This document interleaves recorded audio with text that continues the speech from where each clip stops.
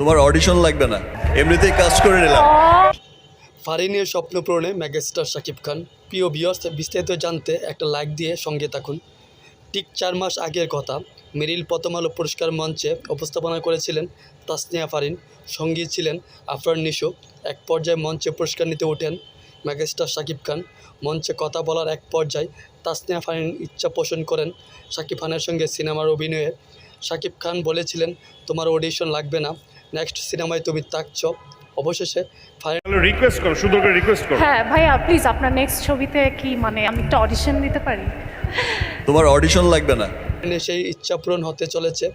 শাকিব খানের পরের cinema prince once upon a time in Dhaka ফারিনের থাকার সম্ভাবনা প্রবল।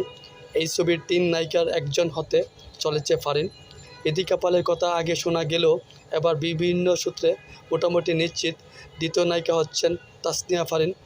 আগামী কয়েকদিনের মধ্যে আনুষ্ঠানিক ঘোষণা আসতে পারে প্রিন্স সিনেমা নিয়ে। মেরিল প্রথম আলো পুরস্কার মঞ্চে তোমার অডিশন লাগবে না, এমনিতেই কাজ করে নিলাম। শাকিব খানের হাত ধরে ফারিন বলেছিলেন, ভাইয়া আপনি অনেক সিনেমা করেন, আমারও একটা সিনেমা আসছে সামনে, প্লিজ আপনার নেক্সট সিনেমায় আমি কি অডিশন দিতে পারি? এরপর পাশ থেকে ফারিনকে উদ্দেশ্য করে নিশু বলেন, তাই না, এখন তাকে দেখে কাজ করতে হবে। সঙ্গে সঙ্গে নিশুকে এর জবাব ফারিন বলেন, ওমা, শাকিব খানের সঙ্গে সবারই কাজের স্বপ্ন থাকে, তোমার সাথে কাজ করার কি কারো স্বপ্ন থাকে?